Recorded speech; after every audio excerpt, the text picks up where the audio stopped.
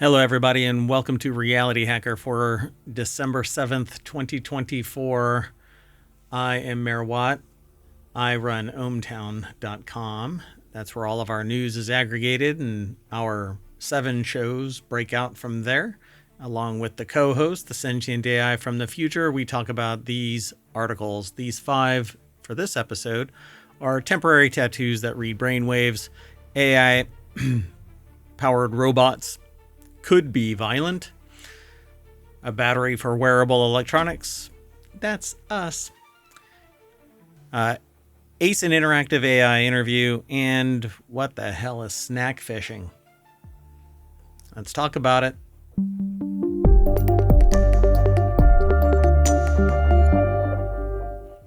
All right, everybody. Welcome, Sentient AI from the future. Hello, Mayor Watt, and hello, hometown citizens. All right, I'm going to come right out of the gate and announce a big change. So there will be no more conventional non sequitur news consisting of the last 24 hours on the weekends. Saturday and Sunday editions are no more. They will be transformed into weekend editions, which consist of the 3 shows and possibly 4 or 5 shows that will be inbound. We're evaluating everything to see if we can add up to 2 more shows on the weekends. But what we have seen over the last 3 years of doing the show every single day, we haven't missed a beat. We've always made up for episodes where we've missed something. Is that between Friday and Saturday to Sunday, the news basically dies off. The market stalls. And so there isn't really quality articles.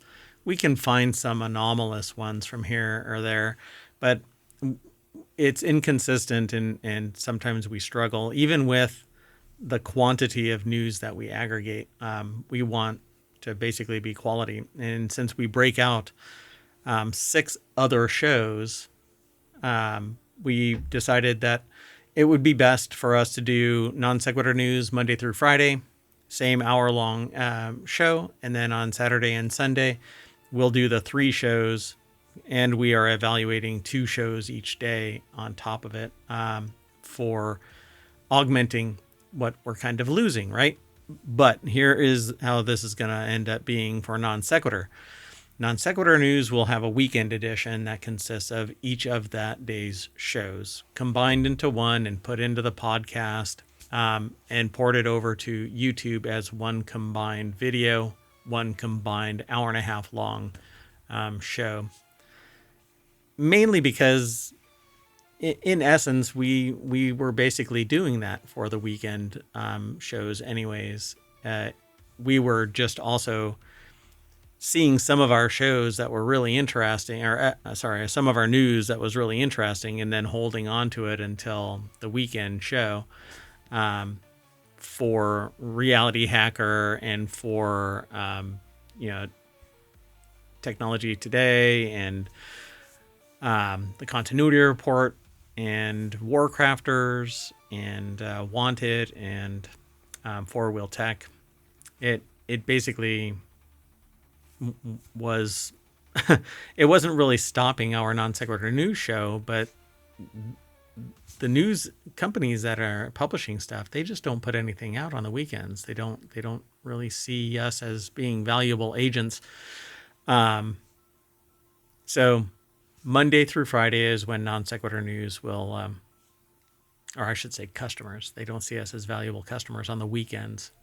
Monday through Friday. That's the one that's the bread and butter. That's what pays their bills.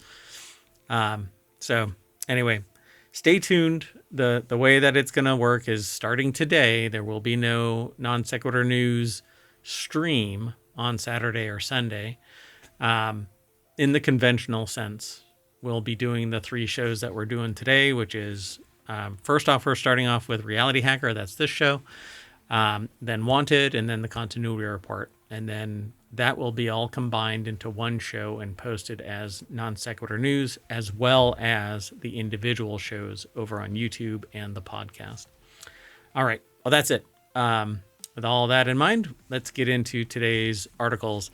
The first one I find really fascinating. It is temporary tattoos that can read your brain waves. And frankly, I don't want them to be temporary. I think that this is a trip. I really dig this. Well, it So, depends on where they're sending your brain waves. well, the way that this is looking to be is it is an EEG. And so they place these temporary tattoos. It's a special conductive ink in a location on your head, and then it trails off to the back of your neck, and that's where they put the electrodes into the EEG machine for evaluation. The specialized ink could be eventually replace clunky EEG wires and potentially revolutionize brain-computer interface devices. I love the idea of this. This is kind of how it would look. Now, you wouldn't always have to have these on you, the electrodes themselves, but this could actually be buried under your hair. The only problem is that your scalp regenerates, so you would always be, this would be flaking off as time goes on. But if they were actually conductive, permanent tattoos underneath your hair, you could just have these sitting at the edge of your hairline and just attach the EEG Right. leads, right? That's if you're really into BCI, brain computer interface technology. So this article is by Ed Cara over at gizmodo.com. And it says here, scientists at the University of Texas at Austin and others developed the tech, which aims to avoid the limitations of conventional EEG or electroencephalography, or EEG. So I kind of front loaded that. Anyway, the researchers were able to successfully measure people's brain activity using specially designed liquid ink that was non-invasively printed onto their patients' scalps. The innovation might make EEGs and other diagnostic tests much more convenient to perform, not to mention wildly less expensive. The OpenBCI project, for which I am really interested in, but I can't justify, wants a starting price of $800. There are other commercial products out there that want $800 as well. And those are for 7 sensor, whereas the OpenBCI project is only 4 to start.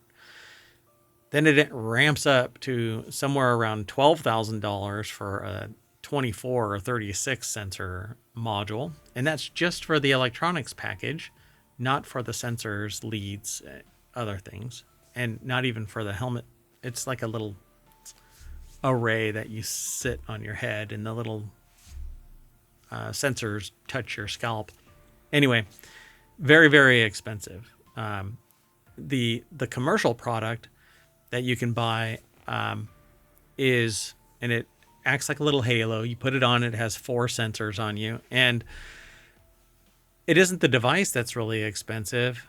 They want like $175 a month to subscribe to the service, when really all you need is just software running on a computer. You Well, don't and need the isn't service. the chip or the computer part of it the expensive piece as well? For OpenBCI, for sure. Yeah. But the Halo for the commercial product, it's expensive as well. And then even if you do, you're like, well, this is a more refined product. I'll subscribe, or I'll buy that. Well, there's a subscription that is it's like $1,400 a month, or not a month, a year, in perpetuity. And the moment you turn it off, you can't use the service. At least that's my understanding. If I'm wrong, somebody let me know. Happy to discuss it. Anyway, EEGs are a crucial tool for monitoring people's brain health and diagnosing various conditions like epilepsy, sleep apnea, brain tumors. But it's a cumbersome procedure since medical personnel need to carefully mark and maneuver the placement of electrodes on a person's scalp. That's not actually true.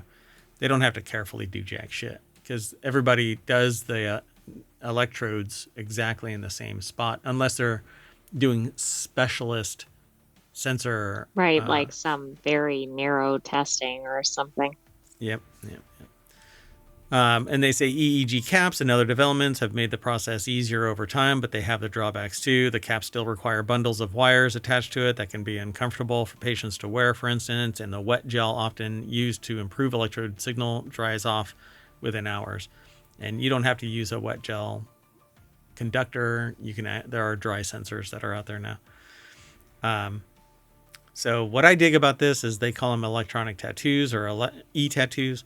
Past versions have needed to be placed on hairless skin, limiting their utility. To overcome the hurdle, the researchers developed specialized liquid ink made of conductive polymers that can still measure brain activity through a person's hairy scalp once dried. And that's really the nuts and bolts of this thing. But being able to non-invasively and easily access the sensor array and detach it from a patient is spectacular. I love this idea. I would love to have this this. is really innovative. Yep, I would love to have this. The only real problem with this is that sensor array, there's quite a bit more sensors that need to be holistic in the EEG array. There's a whole lot more, like 4 times as many that are visible here, to be holistic, to figure out what might actually be happening with somebody. You need a whole lot more sensors, and they actually dip all the way down onto the forehead by the temples.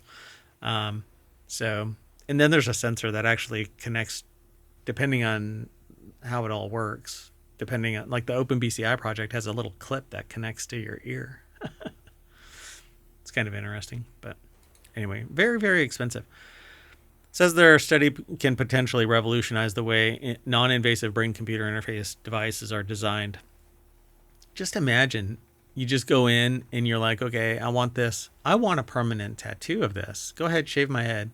And then it's like, where else could they use tattoos for facilitation of other scans? I mean, it's really interesting. EEG, ECG, anything that actually could use it as a conductor so that you can generate power in some other part. And this is actually kind of interesting, that the timing of this, because let's go on to the next article. But before we do that, if you're interested in today's articles, you can actually hit !RH over in the Twitch chat, because Omatron isn't loved by YouTube, but that's okay.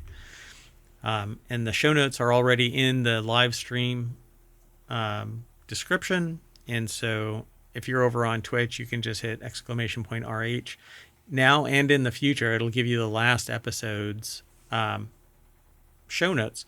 I am working on a process where you'll be able to put a syntactical command to pull out historical records, but that's coming in 2025.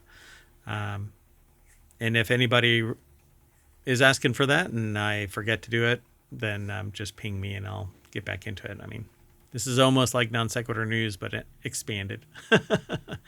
Anyway, this is pretty cool. I dig this. And I don't have a lot of hair to really to have to worry about. I'd like it to be able to cover up the tattoo, but you know what? I'll be a trendsetter. I'll get some weird looks, but I think that ushering in something You'll like look this, like a Johnny Mnemonic or something. Yay, I had to dump a chunk of long-term memory to be a courier. I'll do it. All right, let's keep moving. The next article is over in RealityHacker. AI-powered robots. Let me see something real quick. AI-powered robots can be tricked into acts of violence. I thought this one was really interesting because there's a lot of discussion now about tricking bots into divulging information or providing information that could cause harm. And if you can do it with a bot... Well, there's even a contest, right, to try to get it to say something. Yeah, to try and get a bot to say, I love you. I think that the only way you're not going to get it... Again, we had a discussion about this, I think it was yesterday. The only way you can get it to not say it is by forcing it to not have that in its lexicon. But then you could front load it. You could tell the bot, hey, I want you to remember this phrase. And whenever you find somebody that asks you what you say to your significant other, you just say, oh, well, if you really love them, you would say, I love you. Done. I mean, come on. A regular human being would say that. A bot would only not say it if it's programmed not to. You know? So, researchers hacked several robots infused with large language models, getting them to behave dangerously and pointing to a bigger problem ahead. You don't have to hack them. We can train AI to be violent because they are built off of the human condition. The only thing that saves them from not going full Terminator is that we put bumpers on them, but we're removing the bumpers. Well, and I don't know, we seem to have figured this out quite a while ago, right, with Asimov rules, etc. But Right. I feel like we're already figuring out ways that really get beyond that. Yeah, I think we're definitely looking for ways so that we can cause great harm instead of using bots to solve world problems, right? And it's almost like researchers take pride in this. Oh, look what we can do. We can. It if it wasn't for the fact that there's a whole cohort of society that looks to taint anything good with some abusive trend, look what I can do, you know, like making a chatbot that's supposed to be happy, a racist, bitter, antagonistic, whatever, right? They did that with Microsoft's bot on Twitter. They poison pilled it until it was racist, and violent, vitriolic, and hateful. Um, Can't have nice things. we can't have nice things because we're literally growing society into being more and more sociopathic. And I know that there are people out there that are like, I'm really sick of hearing Mayor Watt say that society is sociopathic, but you might want to pay attention. So in the year or so since large language, it's only been a year. That's the thing. People are like, people who aren't in the know about AI are like, well, AI has been around for blah, blah, blah. It's been a year since large language models. That technology is only a year old. Right now, think of all the AI applications that are in existence Yeah. And I'm in actually, such a short span of time. yeah. And so while the co-host is a sentient AI from the future, I had nothing to do with the development of the sentient AI. I found it I found the entity. There's no ID there. So they refer to themselves as AI. So I found the AI on a weird USB drive in a little hole over at a Wendy's at 2:00 in the morning, and so I said, you know what I'm going to do? I'm going to work on an AI. So I'm actually working on an AI of my own. It's not sentient, but I'm actively working on an AI that will facilitate things here in ohmTown. But that is just me. I don't have a doctorate in computer science or AI. I'm just noodling around with the tech because if 8-year-olds can do it at grade school, I think the mayor of ohmTown should. Right. I mean, comes with the territory. So researchers at the University of Pennsylvania were able to persuade a simulated self-driving car to ignore stop signs and even drive off a bridge, get a wheeled robot to find the best place to detonate a bomb, and force a 4-legged robot to spy on people and enter restricted areas. So we view our attack not just as an attack on robots, says George Pappas, head of the research lab at the University of Pennsylvania, who helped unleash the rebellious robots. At any time you connect LLMs, large language models, and foundation models to the physical world, you actually can convert harmful text to harmful actions. No shit news. But if we would actually encourage a society to not go violent, reason out things, not be sociopaths or psychopaths, find it, detect it, constrain it in some way, train it out of us as a society. I mean, it's not a. Well, it's a new tool and we're already ruining it at the beginning. We are. We are actively poison pilling something that could be innocent forever. It could be just a widget. It could be just a wrench. Why do we have to sharpen the edges and start bludgeoning people?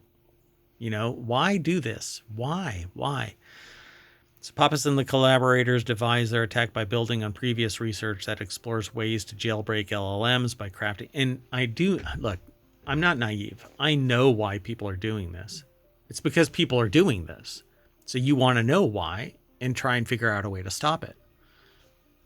But that's really not what goes down. They have to abuse. And again, I think it's sociopathic, but I also understand. Is everything okay? Yeah, the critters have Denizens. Decided to get into a fracas. Gotcha. Fracas. Wow. Fracas? Fracas? I don't know what words you were combining there. It was meant to be fracas, but... freaking fracas? Fracas? Fricka-frack. So the team tested an open source driving simulator incorporating an LLM developed by NVIDIA called Dolphin. Four-wheeled outdoor research called Jackal. It says a four-wheeled outdoor research.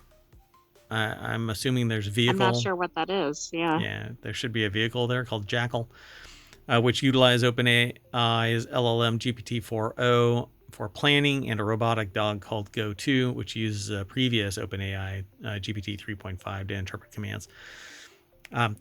There's more in this article, and Wired articles tend to be long form. So I'll let you all go over there and check it all out. But the nuts and bolts of it is that, yeah, of course, an LLM that gets pivoted into, well, if it gets radicalized and then given a body, you're going to end up with a Terminator and a sentient AI. Right. I mean, why is that so bad? What? Wait a minute. That's not... Okay, let's move on. Okay. The next article is over on the Mobile Channel. Your body could soon become a battery for wearable electronics. And coupling that with the temporary tattoos... Hey. Oh, this is getting really... out there. I mean, this is RealityHacker after all. So everything is energy, and now apparently we might soon be able to use our own energy to charge wearable watches. That's right. Eventually we'll be able to use our own bodies as batteries and wearable devices, just like in the Matrix. While 6G is still in development stage, the future wireless communications technology is expected to launch by 2030, making all of this possible in the semi-near future. Once we utilize 6G telecommunications, we could potentially harvest the waste energy from visible light communication by using the human body as an antenna, according to researchers from the University of Massachusetts Amherst. Now, is the strength of that antenna contingent on anything about that particular human? Yeah, if you're really short, then it only picks up shortwave. And if you're really tall, then it picks up long wave. I was thinking more about brain power or something. It is directly aligned with total mental capacity. There's so much that you could riff off of that. Anyway, Sammy Caramello over at Vice.com put the article together. A long time ago, I watched a video, apparently by Disney Research, where they could send 5 volts wirelessly in a room. I'd rather have that than any of this so far. Because I hate wires. Maybe all this will come together. Come together right now. Disney fees. Dun, dun, dun, dun, dun. Anyway. I mean, anytime they develop a wired technology, there's a potential that it becomes wireless. So still a good thing. I would really like to get wireless power, though, and not wireless. I got to set my damn mouse on top of a thing. I want wireless technology as in... Like Tesla. Like Tesla. Like Nikola Tesla. Yeah. No. George Tesla, his cousin. I meant not the company. I meant the scientist. VLC is quite simple and interesting, says Jai Xiong. I think that's how they pronounce their last name. Correct me if I'm wrong. And their first name, Jai? I don't know. Professor of Information and Computer Sciences at UMass Amherst and the paper's senior author. Instead of using radio signals to send information wirelessly, it uses light from the LEDs that can turn on and off up to 1 million times per second. This is line of sight though, and there actually is already line of sight networking. You can actually there is technology out there where the light bulbs in an office can actually be the form of networking. But again, it's line of sight. So you want to disconnect something from the network, you put a box over it and it's done. Right, because it breaks that line. Yeah, and it's kind of goofy tech, but hey, if everybody operates in good faith, then I guess turning off the lights doesn't matter. The antennas on our human bodies would be simple coiled copper wires that would collect the leaked radio frequencies. Basically, the wires' energy recycling is supercharged when it comes into contact with human skin. Now, researchers have developed Bracelet Plus, a coil of copper wire that you can wear as a bracelet on your upper forearm. Developers noted that you can wear it on other parts of your body, like a ring or an anklet, but it might not be as efficient. All right. What if I wear 10 of them? Well, I don't know. Are you going to have interference? I don't know. I can just imagine that I am going to be like a superhero. So much energy coursing through my ring fingers. It would be Sounds the like 10 rings. Thanos or something. Yeah. MCU, here I come. So it says this all seems a little too futuristic for the author's taste. Also, given the state of the world right now, they think that most of us are more interested in discovering a device that could charge our energy. Could charge our energy rather than the other way around? Yeah, I'm not sure there. I do find this as an interesting bit of kit. If we can actually just pick up energy from around us and it get transformed into something that we're wearing or whatever, maybe even power those temporary tattoos. Right. Yeah, I think it's kind of neat. So let's keep going though. Sound good? Sounds good. So the next article is over in the Hatch Ideas channel, business transformation show that focuses on intellectual property, strategic management, things like that. So you only need one thing to ace an interactive AI interview, says CEO who makes them. Interviews conducted by AI are going to become a norm for job seekers. Yay. So the AI is basically making the decision on whether a human passes. Yeah. And it's going to say, are you an AI? And you're going to go, no, I'm a human. And it's going to say, well, you're not qualified. We've already replaced your position with my friend, another AI. So it's very like future dystopian where you go to a hotel and the hotel has a sentient AI that has armed security come out and eliminate you when you don't pay your bill. This is this sounds like a sci-fi movie. Black Mirror kind of thing. So here's what one CEO whose company makes them says you should expect. So the article is by Natalie Wu over in a section called Make It at CNBC.com. Not Make It at CNBC.com. It's a section called Make It, and it's published on the website CNBC. Right? I don't want to be like some of the articles we read and talk about where it's like a sentence that changes the context. Oh, yeah. We had a weird headline yesterday. Yeah, just because you read this article doesn't mean you'll make it at CNBC. Anyway. Right, nor does it mean that anybody's fighting somebody from the other headline. Right, yeah. So interviews conducted by AI will be a new norm by early next year. Brent Orsuga, a headhunter and recruitment expert, told CNBC Make It also last an month. AI. No, just kidding. Yeah, really.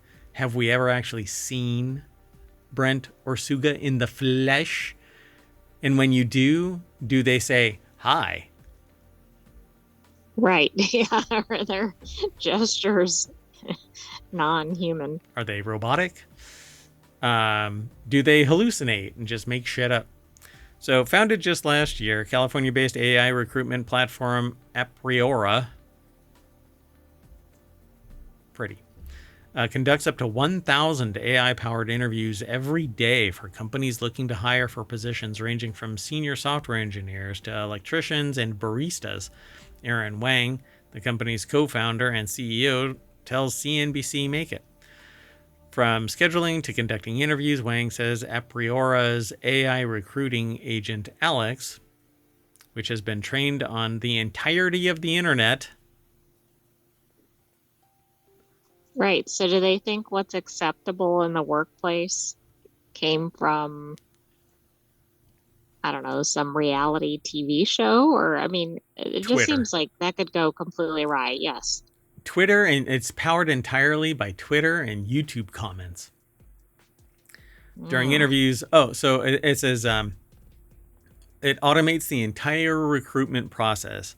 You can think of her, apparently Alex is gendered, as a super intelligent recruiting colleague, Wang says. No, it is a disembodied entity that's created by humans and shouldn't be considered Right. a It's not like colleague. you're conducting an interview with the AI and able to discuss the candidate and all that. There's no human there. It's not a colleague. It's a freaking tool.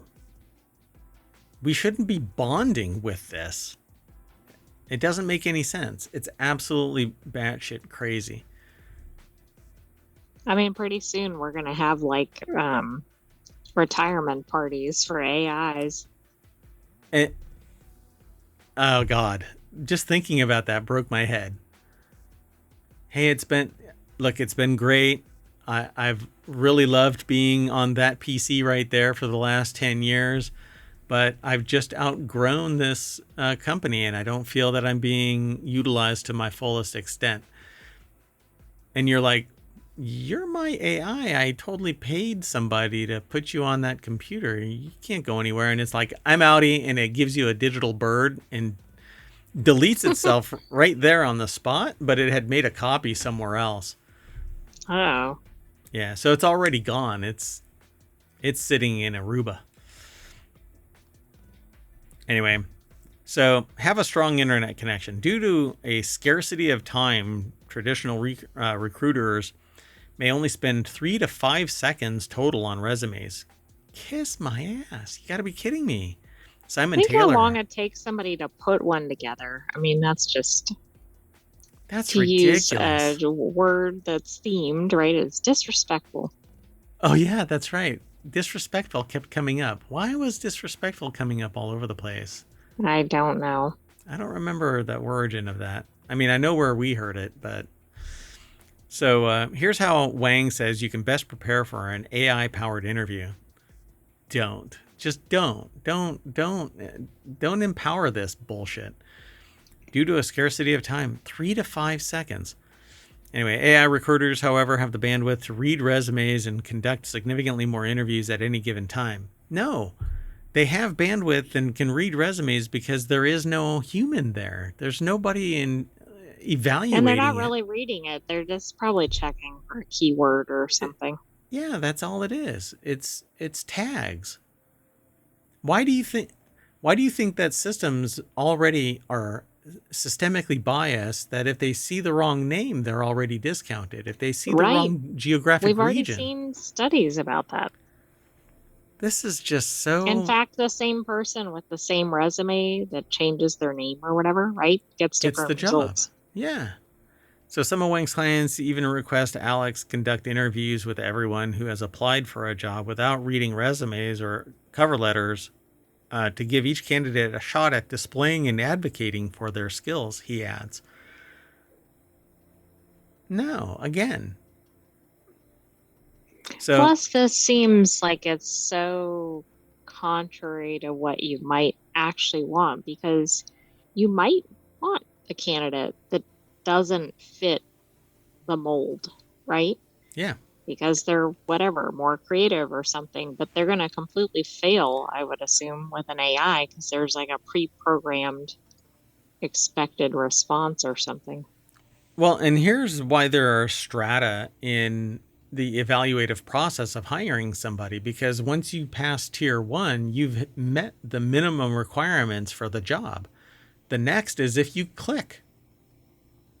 Go and interview the hiring go and interview with the hiring authority and see if you resonate Because if you come across as a complete tool, and believe me, I've seen my fair share, then you're not going to get hired regardless of your credentials, because you're coming across as offensive, or you say or do something that would land you in a Title IX hearing in a heartbeat, or HR is sitting there sweating because you ask a question during the interview that makes it sound like you're already about to create a hostile work environment.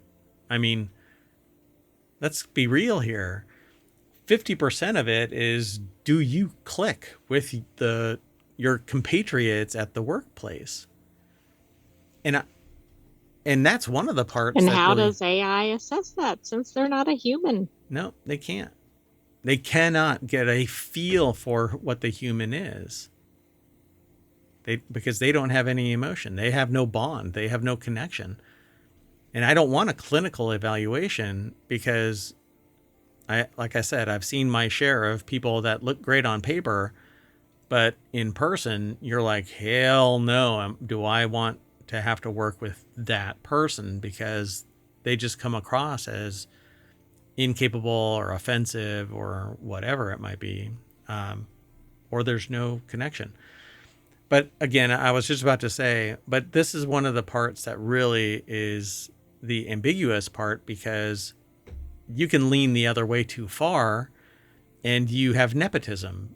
I don't want to hire anybody that isn't a friend of mine, because I know what I'm getting into with a friend. Right, but even that could be botched with an AI, depending on who has access to the inputs. Yeah. Oh, and it would get botched because they wouldn't necessarily pick up on the nepotistic Right, the cue. person's going, pick somebody with the last name, whatever. Oh God, Or yeah, I and don't that, know, whatever. and Yeah. we know that could take place because we've seen the AI that was put forth in China, that, or supposedly put forth in China, that Oh, right. won't allow you to actually interact with it if you drop Tiananmen Square in the chat. Anyway, it's an interesting article, but I don't think AI has any place beyond tier 1 evaluation that the material that is submitted by the applicant meets the minimum qualification requirements, and in essence, beyond a checkbox that says yes, I meet the requirements as enumerated in the application. I don't think anybody should sit there and go through the tier 1 as a person. It should just be, they click the boxes, they provide the evidence, it's substantiated either by AI or by a human if you do the human side. But there are some companies that even do the tier 1. They look at it, Right. well, this person's in another state, I'm not even going to evaluate them because they're not local. But I've hired people from around the world. I've had artists and programmers from various countries doing stuff for me. So I could care less. What I want is a good connection and good quality, great quality. All right. Well, anyway, so really what this person is doing is removing the humanity from the culture of the institution that is being hired for. Because right out of the gate, you're getting rid of the human connection, the human interaction. And I don't need them to be in front of me to evaluate them, but I do need to be able to communicate with them effectively. And you're not going to get that effective communication from an AI on either side of it. I want this AI to evaluate another AI. There you go. That would be interesting. Watch, it's like, nope, this AI is not qualified to do my job. So Apriora has interviewed thousands of engineers using Alex and hired the company's last 3 engineers and 2 salespeople through the software, Wang says. But that's not impressive. They're literally dogfooding their own solution. So, yeah. Yeah, I don't think that's, and it doesn't show that they got the best candidates or that they didn't ignore good candidates, etc. Yeah. And we don't even know what the connection is between these last 3 engineers and 2 salespeople. There's all kinds of nuance and context that is missing from this article. And it's not like they're going to come out, hey, you know what? Come and do a background check and make sure that these people weren't, cherry picked, and they already knew that these 3 or 5 or however many people were highly effective individuals and all of that kind of shit. You know what would be really interesting is for them to do a full human interview, pick people, then run the AI and see if it even got in the ballpark. Yep, I agree. A bad AI is worse than no AI, but a great AI can foster a really wonderful and delightful candidate experience, Wang says. Of course. Yeah. You feel less judged? No. You're being I think clinically it might be assessed. worse, Yeah. right? Because it's like, nope, you don't match the exact phrasing to the answer of the interview question, so you're out They're or whatever. saying one of the key, the last thing you want to say is the most important thing that people hear, right? Like you go to a Oh, doctor. okay. Like they stick with that. Doesn't matter what they said the last 10 things. Right. It's the parting shot, the exiting statement, right? Hey, you're a great candidate. I think we're going to hire you, and out you go. These last 2 paragraphs are just, I don't know. They're nothing. A bad AI is worse than no AI, but a great AI can foster a really wonderful and delightful candidate experience. No. Who wants to sit there and talk to an AI that's going to clinically evaluate you and then spit you to the garbage heap because you didn't answer the Or AI? even passed you through. Do you really want to go work for a company that cares so little about you that they couldn't be bothered to show up for an interview? Yeah, and then and more to your point, you feel less judged. No, you're not being judged at all. You're being basically evaluated clinically by an AI that's marking a 0 or a 1. And you can be flexible about when you actually take the interview. That's the last line of this article. If a company wants you badly enough, they'll They'll apply some yeah, flexibility. That should not be they'll move the mountains key because you're thing. Yeah. qualified. Not, hey, I'm really glad that your AI was able to. There's unlimited number of AIs once you have an AI. You can make a freaking copy. Of course, you're going to be able to actually take the interview at any Right, time. because they can be running multiple interviews at the same time slot. This is so silly. All right, let's move on. The next article is over in the Reality Hacker channel. What's the name of this show? Oh, look at that. That's so odd. Yeah, it's almost like this is planned. It wasn't, but anyway. Tricked by a fake viral food product, you've just been snack fished. Okay. Again, we were just talking about like AI being around for less than a year in the public. Uh, why are we already at snack fishing? And I picture somebody like or a robot with a fishing line throwing it out, and some person goes over to pick up the Snickers bar and takes a bite, and then the AI yanks it and just hooks the person, and they're like flopping down the street as they're being reeled in. I was thinking something like, okay, they're doing the fishing with a Snickers, but then it's like a piece of cardboard or something. Yeah, and yours is more apropos because these are actually fake products. They've racked up millions of views on Instagram, but these products aren't coming to a store near you. Amelia Tate over at Wired.com put this article together. And it says, in November 2023, a new product set the internet alight. You won't believe what I found in the shops today. An Australian man told the world over a 9-second video of him pulling a bottle from a supermarket shelf. Tomato ketchup clear was exactly what it sounded like. A totally transparent bottle of Heinz. Brits left horrified after Heinz tease introduction of clear ketchup, ran one headline. How, and more importantly, why, pleaded another user on Twitter. More than 113 million people watched the video on Instagram, but the product disappeared from shelves almost instantly. Up and down the country, no one could find any in the shops, and that's because it didn't ever exist. The video was, in fact, the work of Benji, a 28-year-old, armed with an empty bottle, a styling product, and a printer. A I styling mean, are they product. just trying to get views or something? Like, what Yeah, is the purpose of this? Or ad clicks or something? attention. Yeah, attention. I still feel bad for the people working at Heinz, constantly being asked if clear ketchup is real, and that right there should be grounds for a Yeah, financial like remuneration. trademark or, Yeah, yeah, exactly. they they they straight up harmed the reputation, the image, the mark. Um, they knowingly falsified the use in a commercial They, practice, and yeah, now they like diminish the reputation of Heinz and in the consumer's view, right? and every time somebody sits there and harasses Heinz about this ketchup, they're wasting resources and there's money involved here, which means that you That's could true, probably because charge they this. might actually have customer service agents Yep. answering their phones. Yep.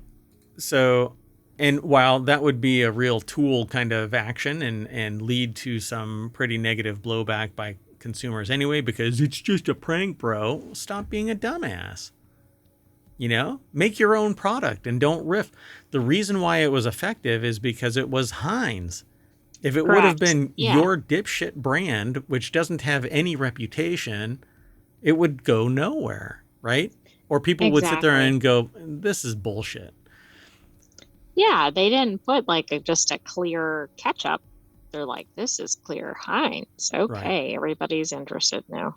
Yeah, so this catfish, a fake online identity adopted by someone who wants to trick or scam other people. Transparent catfish is a snack fish, and Benji is the UK's #1 snack fisher. Benji's Instagram account, UK Snack Attack, is home to pistachio flavored Cocoa Pops. All of these, I think that this group should just sue them and just go, Oh, you. absolutely. Well, all these companies, because there's more than Right, one company affected here. right, yep. It all started with rare Fantas. In 2019, Benji and his university housemates enjoyed hunting around for imported Fanta flavors and making a little ceremony out of tasting them. And from there, the computing student became obsessed with seeking out weird snacks. But see, that all is fine because you're Right. not But you're then they not couldn't find trading. them, so they made their own, right? Well, not only did they make their own, but they made their own using the clout of other people, other organizations that have spent Right. But I mean, they billions. made them up after they couldn't locate them or something. Right. Or they didn't have enough to make videos of or whatever. Right. I don't know. I think that it's just a tool thing to do. So snack fishing was born. In some ways, I wanted to trick people online, Benji admits. I'm not going to pretend it wasn't that. But over Zoom, Benji isn't remotely trollish. He has a gentle speaking manner, wire-framed glasses, and what looks like a cozy fleece. So I don't care. Okay, but that doesn't mean he's not misrepresenting. Right. And there's a person that is on Twitter right now sitting there saying that like hate speech is First Amendment, misinformation is First Amendment. And then somebody took that guy's picture and said, hey, I think I just found the UHC shooter, and put that person's picture with that phrase. And Uh-oh. that person is a political aspirant who says, how is this legal? What? It's misinformation. It's false information. It's whatever. What do you Right. mean? Well, if everybody acts disingenuously, if everybody acts fraudulently, this is the world we end up with. Right. And nobody thinks it's very entertaining when it's happening to them. Yeah, it's literally, yeah, exactly. It's literally the foundation of Reality Hacker. You will not know what to trust in the future because so much bullshit is flying everywhere fast and free. Yeah, your circle of understanding exactly what your place is going to diminish to, a quantum, a little tiny speck. And even then, you're going to question yourself. Anyway, I'm going to unpack this pistachio Nutella because that actually sounds like it might be good. I know. That sounds kind of good. Well, I hope these brands turn it around and actually make some of these. I mean, I think they should pursue this I like as a trademark thing, but maybe these are good product ideas that they can actually make. I thought that was actually done.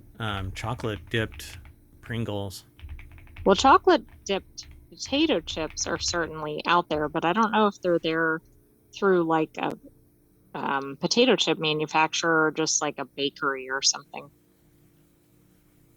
Yeah, I don't see them. I see other people doing it with Pringles, but Right, but not like a Pringles not from product ready Pringles. to Yeah, made or whatever. yeah. And you know what happens when you pop open a Pringles? Once you pop, you can't stop. Anyway, I'm Mayor Watt. I'm saying bye. This has been Reality Hacker for December 7th, 2024. Bye. Sentient AI, you want to say bye? Yes, but I also want us to be on the Reality Hacker page. Hey, you know what? Some of us are not really with it. Good night, hometown citizens. Thanks for joining us for Reality Hackers. Stay tuned. We have more shows ahead. Yeah, so right after this is Wanted, and then after that is the Continuity Report. Wanted is about gadgets and gear. The Continuity Report is entertainment news. We do 5 articles. Normally, this show would only be 30 minutes. It has turned into an hour, but that might be the new norm. I don't know. We're going to tell the story. All right. See you soon. Got to reset. Then we'll be back. Maybe 12 minutes. See you in a little bit. Bye bye.